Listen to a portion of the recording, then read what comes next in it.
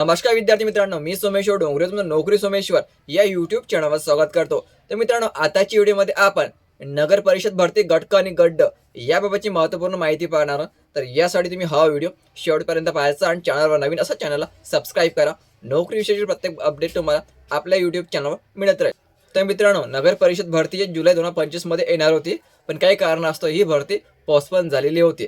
तर आता या भरतीबाबत एक नवीन परिपत्रक जाहीर करण्यात आलेलं आहे। या परिपत्रकामध्ये या भरती प्रक्रिया लवकरच सुरुवात होणार आहे याची माहिती सांगितलेली आहे। तर बघा परिपत्रक कशा प्रकारचं आहे। तर मित्रांनो, 9 जानेवारीला म्हणजे काल हे परिपत्रक जाहीर करण्यात आलेलं आहे आणि विषय बघा, राज्यातील नगर परिषद आस्थापनेवरील गट क व गट ड रिक्त पद भरती प्रक्रिया राबविण्याबाबत म्हणजे नगर परिषद भरतीबाबतचे परिपत्रक या ठिकाणी प्रसारित केलेलं काढलेलं आहे। महाराष्ट्र शासनामार्फत 150 दिवसाचा कार्यक्रम राबविण्यात येत आहे।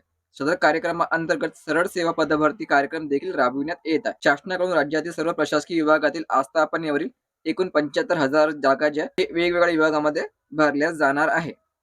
तर दुय्यम सेवा निवड मंडळ कक्षेतील गट ब, गट क व गट ड संवर्गातील नामनिर्देशनाच्या कोट्यातील पदे सरळ सेवेने भरण्यासाठी शासन आणि स्पर्धा परीक्षा प्रक्रिया TCS व IBPS या कंपन्यांची निवड केलेली आहे। तर ही भरती प्रक्रिया राबवण्यासाठी TCS आणि IBPS या कंपन्यांची निवड केलेली आहे आणि या दोन कंपन्यांपैकी एका कंपनीची निवड करावी असे नमूद करण्यात आलेलं आहे आणि हे जिल्हाधिकारी कार्यालयामार्फत होणार आहे। नगर परिषदा किंवा नगर पंचायतीमधील गट क व गट ड स्थायी रिक्त पदांची पदभरती प्रक्रिया राबविण्याबाबत सरळ सेवेने भराव्याची पदसंख्या निश्चित करून तसेच प्रचलित शासन धोरणानुसार विविध पद्धतीने मागासवर्गीय कक्षाकडून आरक्षण निश्चित करण्याबाबत संबंधित नगर परिषद नगरपंचायती यांना कार्यवाही करणे अपेक्षित आहे। उक्त दोन्ही कंपन्यांपैकी एका कंपनीची निवड करावी व त्याचे समवेत सामंजस्य करार तत्काळ करून कार्यक्रम रूपरेषा वेळापत्रक तयार करून जाहिरात प्रसिद्ध करण्याबाबत कळविण्यात आले होते, परंतु त्या अनुषंगाने केलेल्या कार्यवाहीचा अनुपालन अहवाल संचालनालयास अद्याप प्राप्त झालेला नाही। ठीक आहे, कारण भरती मित्रांनो अगोदरच येणार होती पण यार कुठल्याही प्रकारची कार्यवाही झालेली नाही आहे।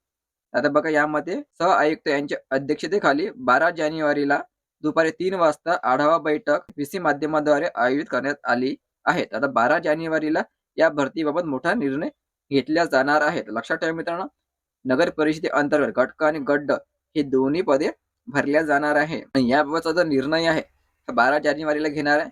तुमची एक तर एक्झाम TCS मार्फत घेतल्या जाऊ शकते किंवा IBS कंपनी मार्फत घेतल्या जाऊ शकते। दोन कंपन्यांची निवड या ठिकाणी करण्यात आलेली आहे। तर आपण संपूर्ण परिपत्रक या ठिकाणी वाचलेलं आहे।